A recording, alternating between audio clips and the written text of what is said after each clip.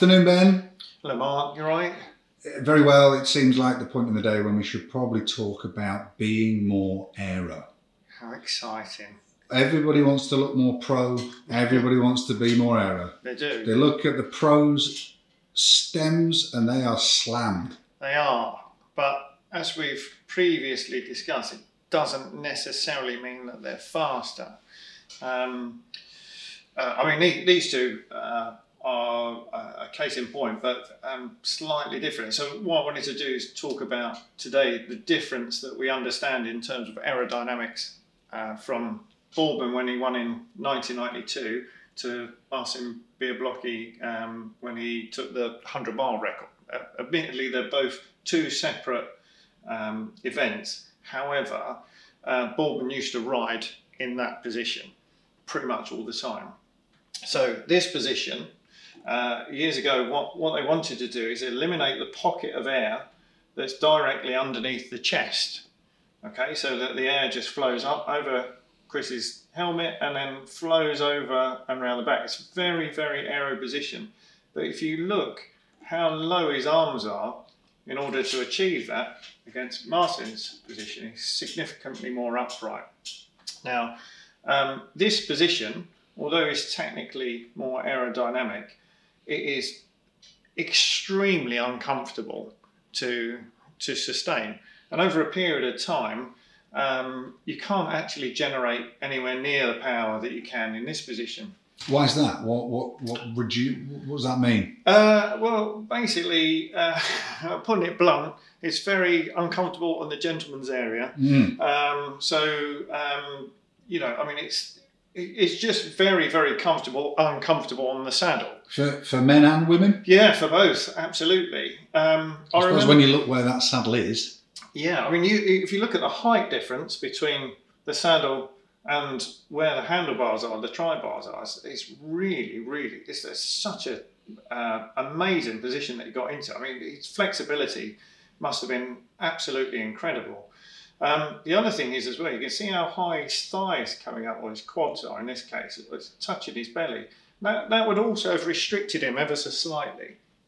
Now, if you look at Marcin's position here, what we do now is we're not too worried about this pocket of air here because the hands, in effect, funnel the air away from the torso.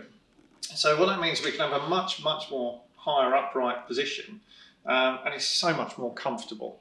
So by having the front end up, you're increasing the hip area, so the actual angle of the hips, whereas on here it's very, very tight. So you've got much more, so you can actually drive you can drive a lot more power, so you can actually get the hips to engage.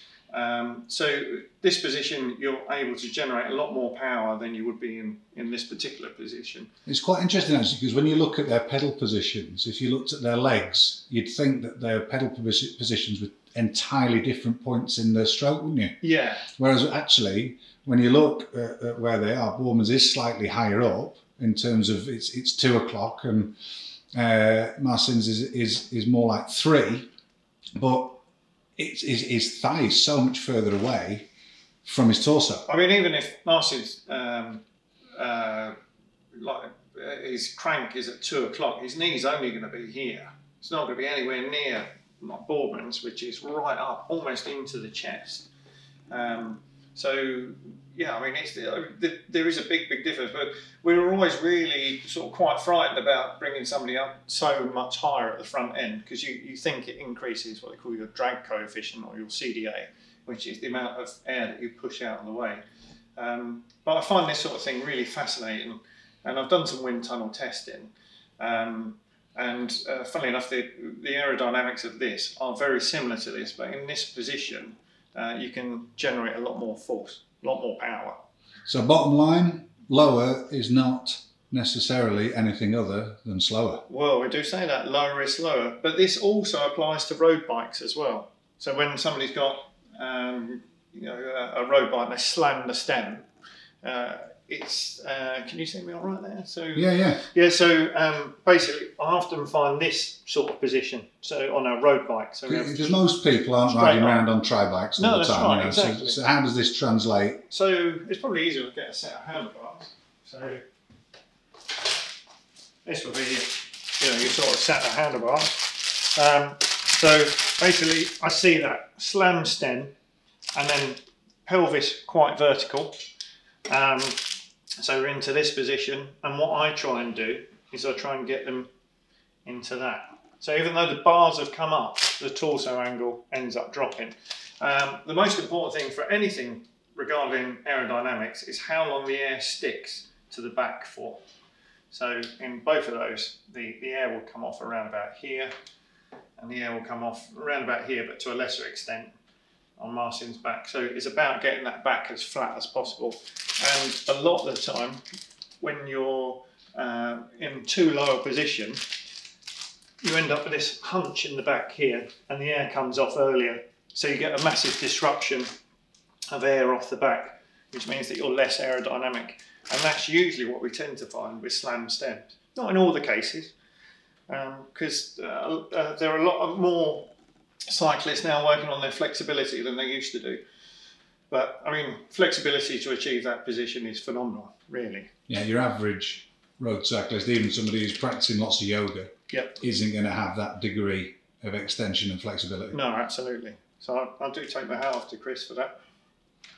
In fact, I once read an article about Michael Hutchinson said that Chris Baldwin came past him on a time trial and he was about a foot lower than he was. So, and Michael Hutchinson is not a big man, He is a big man in stature, But. Do you reckon Baldwin was in pain most of the time when he was in that position? I wouldn't like to comment on that really, but I would say that he would definitely be uncomfortable. Yeah. And it's certainly something that you couldn't just simply go out and ride. You'd have to work down to that position. Yeah. Over years and years and years. Absolutely. Yeah. So for the average rider, a lot of the people who are coming to see you, it's about getting the right position, which is going to achieve the best aero for their degree of flexibility. Yes, absolutely.